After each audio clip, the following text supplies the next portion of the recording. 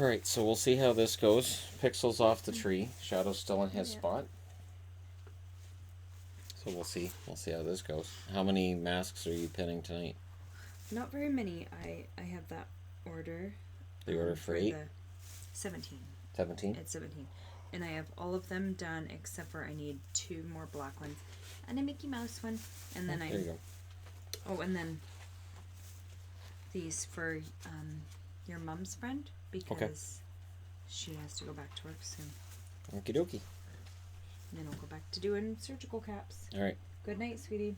When I was looking at this candle book, I found it Nope. bubble missing. Off to bed. My dad just got. Awesome. Good night. Off to bed. Okay, good night. Alright. So we're going into the book again. I apologize it's been so long, but we've been busy. I know. Even tonight I'm kind of like, man, it's late, but oh well, we'll get some reading done because I need to do a story time. I had a rough day. It was a long day. So, story time. I had 7 videos, 1 that didn't work, and the live stream. So, hopefully this video works. I don't have any way to know until it's done, and then I check the audio. There's no way to check during, so it's like crap. All right. Falteres is a world divided. What used to be a rift between the rural populations and their urban counterparts has evolved over time. There had always been portions of the planet's population which had been for the war and people who'd been against it. Even now, after the war had been officially ended and Altel had agreed to let Falteres exist in peace, there are those who are plotting to take the former enemy down. Alan Webster is the head of the unofficial war effort, one which seeks to free the people of Earth before Altel manages to wipe the planet's population out. He's fighting an uphill battle as centuries of war took its toll on people and their ability to maintain a fight. Maintain a fight that never really came to their world. The Altelians always knew that the stronger foe was Falteres, and they were also the more naive. They exploited that in how they fought the war, attacking Earth only when they felt they could justify it, and carried out many missions without any actual Altelian ships being involved. They didn't want to fight this war on more than one front, and felt Earth was the place to fight the battle. There was no hurry to conquer Earth, and it was just a matter of wearing down their military and their will along the way to victory. Alan's ability to muster an offense against the Altelians is underrated, and he likes it that way. The recent development of complete cloaking ability to have their fleet has been one, to say the least, as it allows them to work with stealth. He knows they have the technology to take the enemy down, but they have to play it smart. If Altel becomes aware of just how strong their forces are, then they'll be targeted with weapons the likes of which the galaxy likely has never seen. There's a long family history with the name Webster, one that dates back to the start of this war. Alan is just the latest in a long line of commanders who've stood up for what's right, regardless of what might be popular. He's also one of the few with Earthling heritage who has become a commander of forces belonging to Falteres. It's a matter not of pride to him, but an indication that he's living up to the expectations his lineage has put upon him since he was a kid. The current revelation was that there was a weapons designer who had come up with something new and had the potential to help put Alan's forces in a position to overthrow Altel on Earth and take the fight to their world. Once Jason Marcus had been picked up via spy networks near Earth, Alan knew he had to pull out all the stops to bring this man to Falteres. He was a key player, and he'd had to be saved from Earth before he was killed in some random act of senseless violence as battles continued on the seemingly doomed world. Jarnon is beneath him as his shuttle takes off. Alan's flying the ship himself, alone in this trip to rendezvous with the rescued Earthling. Word of how he got free has already started to filter through spy networks, and it's clear to Alan that he made the right call in bringing this man into the fold. He considers what he might say to Jason as he pilots through the upper atmosphere and then into space, already spotting the ship that picked Jason up. The Arcane is a ship that had been in development for decades. It is the first ship to have a functional cloaking ability to deflect light in a way that makes it completely invisible. All of the ships before this had left a shimmer among the stars, which gave their position away. It was the pride and joy of Alan's forces, though there was at least a dozen more that were nearly ready for use on reconnaissance missions or for use in battle. The ability to fly throughout the stars while virtually invisible had been long dreamt of. In fact, the ship was able to fire on the enemy while invisible, and that gave some the idea that it was unfair to fight in such a manner. There was a lot of opposition to using a cloak to hide during a fight, as it made them look like cowards. Alan didn't have a problem with the fighting while cloaked option, as it increased their chances of winning, especially in battles against large numbers of enemy ships. Alan learned to fly at a large age, part of being molded into the leader he is now by his father Norm. He had lost his father a year earlier in a battle gone wrong near Altair, the last time that Falteris had tried to free Altarians from their centuries of oppression. This was the moment that made Alan the leader of Falteri's forces, since the leader at that time, General Gordon Mack, had been killed during that same battle. Alan hadn't been involved in the battle itself, and had instead been at home taking combat training. The combat training meant that trips like this one were usually quite boring, though today wasn't feeling that way. As he parks by the landing bay and the door between his ship and enemy space closes, he finds he's smiling. After so many years of uncertainty and likely defeat, the idea things could soon turn around was quite attractive to him. He turns the shuttle off and heads out the door into a landing bay, where no attempt has been made to welcome the leader aboard.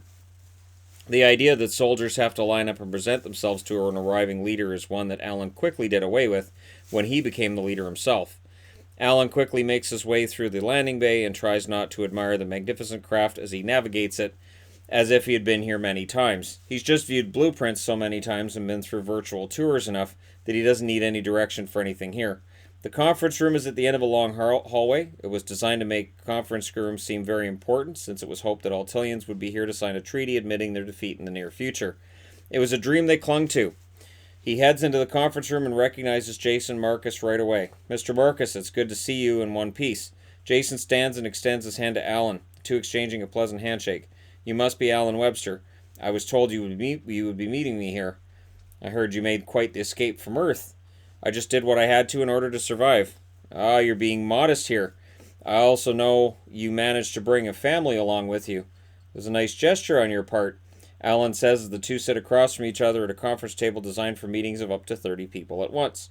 It was almost comical that just the two of them were at that table in such a setting. "Sheldon would have done the same for me. Now, let's talk about the weapon you brought with you and plans you have with other weapons that would help us fight to restore freedom to both Altair and Earth." The meeting is interrupted as one of Alan's colonels storms into the room. "Commander Webster, I hate to interrupt, but we have company." "Altilians?" Alan asks. Though the lack of explosions rocking the ship tell him it can't be their enemies. "It's E-215, the colonel says incredulously. Alan shakes his head. "That ship disappeared 200 years ago." "I don't know what else to tell you, sir." Next scene. Jonathan stands with Nathan and Carissa looking out at Falteris before them. The planet itself looks the same as what they had seen 200 years previous, but the ships in orbit of the planet are far advanced compared to what they're familiar. There's a disturbingly high number of satellites in plain sight which are clearly meant to intercept enemy craft and missiles. That's unnerving to all, and they wonder if they'll be greeted well or given the spy satellite treatment. Their trip could still be a very short one. "So, do we say hi?" Nathan asks quietly. He nudges Carissa. "Better show some cleavage. It's all about the future, and that always wins no matter what time it is." Carissa hits him. "Yeah, this isn't the time," she says, and turns to John. "So what do you think?" John shrugs. "I'm drawing a blank. At least Nathan has an idea. I feel safer than I did back at Earth, but only because these ships aren't shooting at us. I mean, we need to get home." He then goes quiet as he sees a light flashing on the navigation panel. They're being hailed. "I guess they're calling us. On screen, I guess." Nathan presses the flashing light and then hits a few buttons to bring up the image of a caller on the main window in place of Falteris and the ships outside. The faces of a man they've never met. "Alan Webster here, and this is really odd. Is this really E-215? John takes a deep breath and finds himself sitting down before he can speak. "You know, Webster is a really rather common name on Earth. I assume we're not related." "Depends who you are," Alan says. "John Webster." Now it's Alan's turn to fall into a chair. He scratches his head, looks towards the man in his past. "Your brother fathered my great-great-grandfather. That makes us related. I'm the commander of the forces here in Falteris. How did you get here?" John tries to think this through. "Okay, we went through some sort of time shift here, one that brought us to this point in time. We had been near the center of the galaxy when something drew us in. I really can't explain. It's like the wormhole effect, but it took us through space and apparently time as well. The thing is, we can't get back." "We can try to send you back," Alan offers. "We can do whatever is possible to try to figure out the force that brought you here." John actually laughs. This situation's so far-fetched he can't help it. That's the problem, Alan Webster. If you send us back, your history books would state we went back and you helped us. It's part of what is likely going to be one of many paradoxes. You can only move forward through time. There is no going back. Carissa interrupts their conversation at this point. I really want to go back. Our friends and family are there. Who says that a paradox has to happen? If we're the first time travelers, we can make the rules, can't we? I've never really been to follow the rules, Nathan adds. From the other ship, Alan nods and adds his 2 cents. Technically, the future's never really written. If I go forward, I can change what happens after now. I cannot change what happened before because that does create a paradox. If we go back in time and kill Geyer before he killed everything on Conley, then we return to a time when nothing he did ever happened. That means I can't go back and kill Geyer, and it returns the timeline to what it was before. It could happen ad nauseum, John adds. But, Alan continues, since you've come here into the future from the past, the 200 years that happened after you and disappeared into the timeline, you can change that. You can change that, go back to your time, make it happen, and maybe this conversation never did. John pauses and scratches his forehead while letting the reality sink in before he faces Alan again. Yeah, we have to have a long talk, one that's centuries overdue. There's so much I need to know. Next chapter. Donna Meadows and Jenny Keenan are sitting together to have something to eat, and they're trying to bring a sense of normalcy to an otherwise surreal situation. They had to get away from the tension on the ship once Gora and Ver were aboard with so many men and women who hate them, and Mike allowed them a break for lunch.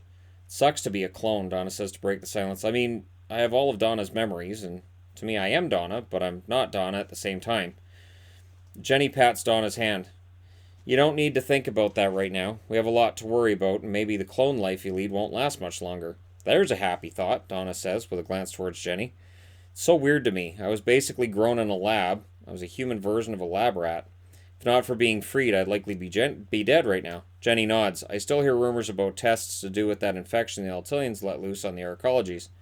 I don't know why anyone would do that. I was lucky to survive 652 and be here at all. We're in a good place, Donna, even if this mission is doomed to fail. At least we were chosen to come along. Donna looks into her bottle of beer and closes one eye to look into it and inspect just how much she has left to drink. I don't know how happy I am to be invited on a doomed mission, Jenny. I want to be happy about it. I want to be happy. I guess it's good we're trying to find people here good that we're trying to find good people here like John, Chris, and Nathan, and the others. Jenny finishes off her beer and polishes off her french fries and stands up. All right, let's get to the bridge and see what the big deal is. Mike's taking his crew to the scene of the disappearance in the newly christened Vindicator. It is the first ship made by a crew of engineers from Earth based on designs by Falteris. The Vindicator is a warship. One even civilians on Earth don't know was constructed. It's Mike's baby right now. One that he wants to take into battle at some point. It's sleek, shaped like an arrow, painted entirely black, though it is sheen, too, so that it makes it glimmer when starlight hits it. Its shields are stronger than any ship in the fleet. It seemed odd to Gora and Ver to be taken off the Peace Restorer on a mission like this, but upon seeing the Vindicator, they realized they were dealing with a foe who had some serious determination to even the odds. It took everything within them not to admire the craftsmanship of this one, or to compliment Mike on keeping this a secret even though it was already operational. As Jenny and Donna make their way up to the bridge in an elevator that made no noise whatsoever, the quiet is rather unnerving since they're used to at least hearing a hum or some sense of motion being available when they're inside the elevator. It is another piece of this ship that sets it apart from the rest. The Vindicator does everything faster than other ships that came before it, and that includes the Peace Restorer. Jenny had been part of the team that put this one together. It was her first experience with doing this, and she'd worked on mostly the plumbing side of it. She viewed it as an important work experience and wanted to further that with something as grand and important as this ship. The crew was antsy no matter what level you're on. Everyone knew who was on board and just how dangerous they were. It was an overwhelming feeling that they would betray Mike and the other leaders on this mission, and that they would manage to find a way to escape. As they reach the bridge, both Donna and Jenny do their best to look composed and relaxed. As they emerge from the elevator, they find themselves confronted by Addison. Though he's charming as usual. Ladies, nice of you to join us for this momentous occasion, he says, and gestures towards the window into the great beyond. Before the ship lies the center of the galaxy. The Vindicator's at the same point in space that E-215 had been not long before it was lost. Navigator Jim Webster is running a lot of the same tests as that ship had upon its arrival here, though for different reasons. The gravitational fields in this area are off the charts. Gora nods. This is where fantasy meets reality. See, the gravitational effect of the large black holes in the vicinity cause physical laws to break down. You can plot coordinates to the rest of the galaxy along certain dimensions. Here, time is also a dimension, and it's one you can travel through at will. Mike's taken aback by what he hears, and it sounds like it's honesty from Gora. So with proper instruments and programming, we can go anywhere and any time we want to. In theory, yes, the thing is going back in time is pointless. Anything you change becomes a paradox. We learned that the hard way, and so we had to look into the future. Mike scratches his head. So, wait, are you telling me that the attack on your world came from the future? So now the time changes, and that attack never happens. Gora is surprised Mike gets this idea so easily. He's expected to have to explain it more than once. He expected to have to explain it more than once and exercise extreme patience where he usually has none. His relationship with his captor was odd in that he had seen Mike more than anyone else in his life other than his father. His generals usually avoided him since people in his presence had a habit of being killed, usually by Gora himself. As a result, there was a strange bond between Mike and Gora which seemed to be forming even though it was resisted on both sides. They'd even played a few games of chess, and often the games were narrow victories either way. Makes it tougher for him not to pat Mike on the back here and feel pride that he's so open-minded. The paradox is an odd beast, General Translow. By going into the future, you can see both your future and affect it as well as come back to this point in time and prevent it from happening. Mike finds the last statement unnerving. What have you prevented from happening? Gora's said too much and he knows it. Oh, that's just a theory, he says as he backtracks. In reality, we never did anything to alter the fabric of the future. It's like flipping ahead to the end of the book and seeing how it ends. That's cheating, Addison interjects. Gora glares at Addison. You abandoned your world and hid on Earth for how many years? You're hardly in any position to talk down to me about cheating. My people are proud people, and I felt it was my duty to continue with my father's work. In addition to different places in time, we've also tried moving between universes. We have theories involving parallel universes, and there's some belief that time isn't linear and everything that can happen does happen all the time. That's chaos, Addison says. You make it sound like it's a bad thing, Gora says with a contorted smile. So where are my people then, and how do I find them? Mike asks as he tries to get the conversation back on track. Gora shakes his head. That's the wrong question. When are your people is the question. If you allow me to look over your instruments, I can find something that tells me what you want to know. Mike and Addison share a worried glance. You've come this far, Addison says, though he can hardly believe he's saying it. Mike motions Jim away from navigation controls and allows Gora to step into his place. Gora has mixed feelings once again. Never in my planet's history has an Ultilian allowed a human access to controls of anything that we own. This is just one of many differences between us, Mike says. I guess we're just going to continue not understanding one another. I want my friends back. I'll risk a lot to get them back, even allowing you a taste of freedom that my people would despise me for. Gora adjusts the controls and looks over the information the Vindicator's computer's sending him. He then nods slowly while he punches in some numbers, his hands moving almost too fast to make out with the eye. He then stops and turns to Mike. I have some good news and bad news. The good news is I know when your friends are. The bad news is that I want to help you to help me right or wrong first. Yeah, screw that, Addison growls, and he takes a step towards Gora only to be blocked by Mike and Jim. Look, I'll get you there. Mike talks to Addison while he keeps his eyes on Gora. No, I want to hear this first. How are we supposed to help you before you do the same for us? I want to save my father's life, Gora replies. Okay, this is a game Mike and myself have been played. Addison says as he tries again to step over Gora, and he's restrained. Gora lets out a sigh. I'm a dead man at this point, Marks. Sabal would kill me if he found out I was alive. He wants to keep the power he has. Your people will kill me where I stand if I try to escape. If I did escape, where would I go? I'm a failure. I can live with that if I do the one thing I always wanted to do, and that's save my father's life. But you can't change the past, Jim says. He didn't die in the past, Gora replies. Next scene. Or do we stop there? How long's the next scene? Next scene is 2 pages. Yep, you can read it. And go. Okay, so Yvonne's saying to keep going. They'll agree with me.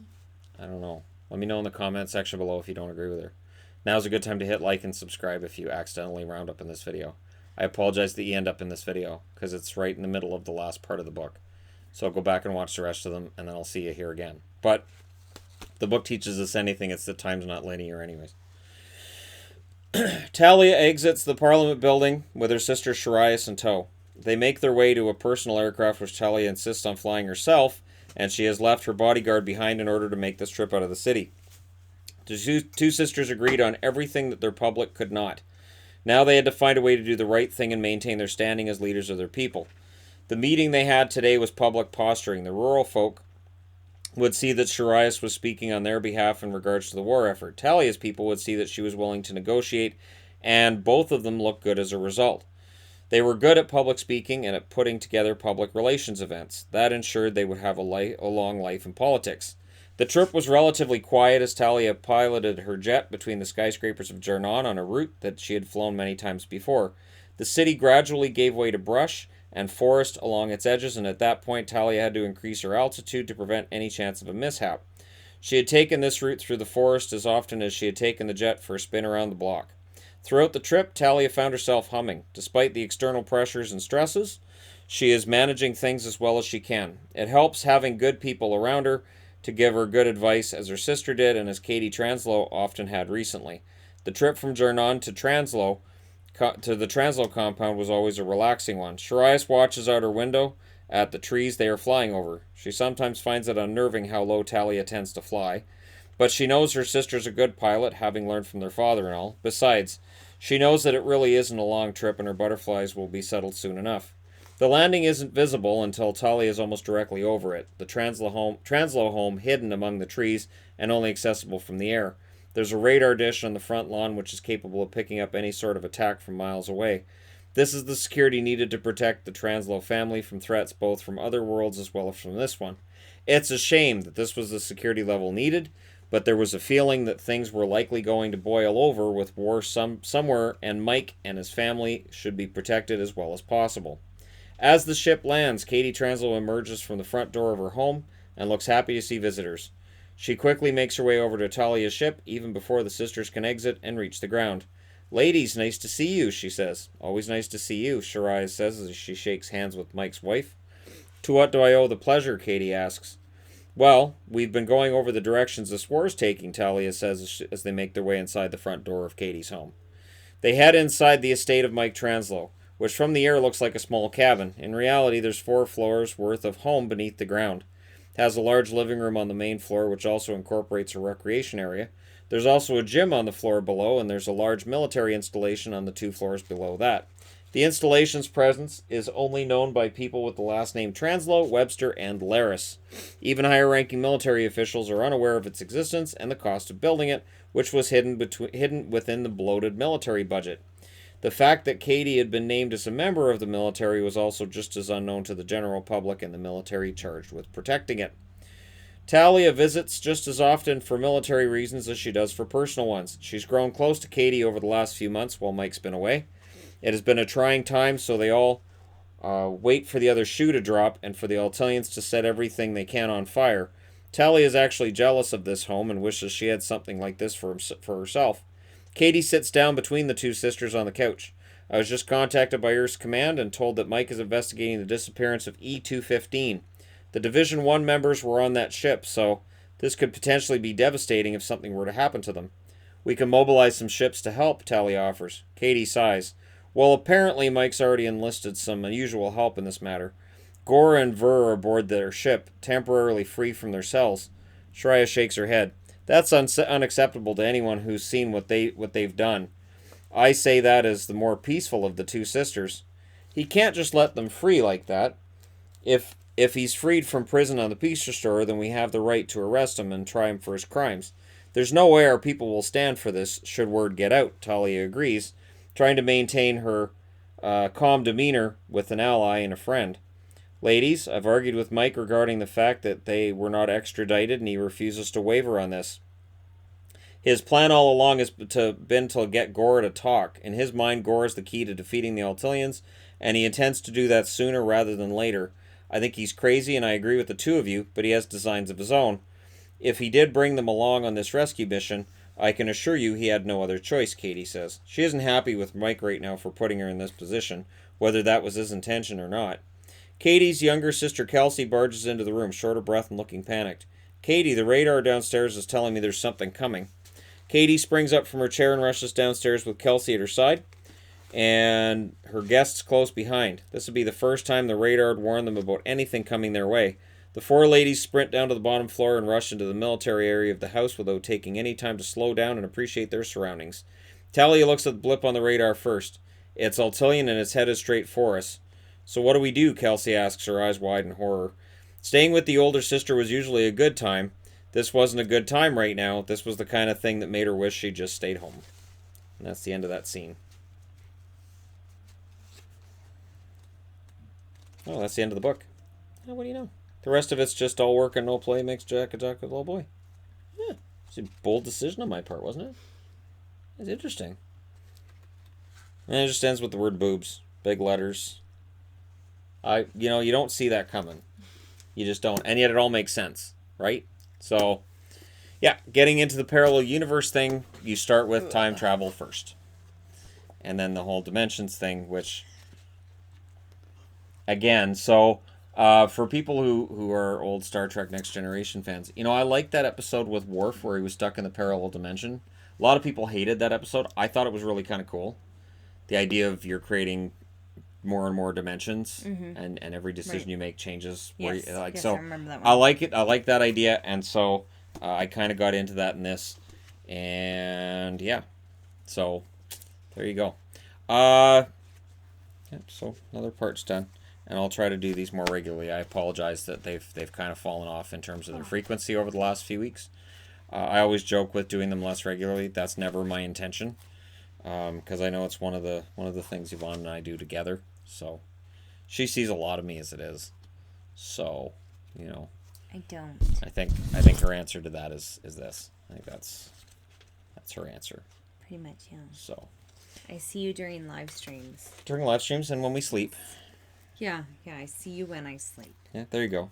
So that's a lot of time. That's at least 10 hours combined. Oh, okay. Every other combined. I was day. like, we don't sleep for Every 10 other hours. day. Yeah. So there you go. Thank you guys so much for watching, for all your support. I don't have to ask you to subscribe because I don't see people coming through to subscribe watching this video. But hey, thanks for everything, and I will talk to you again soon.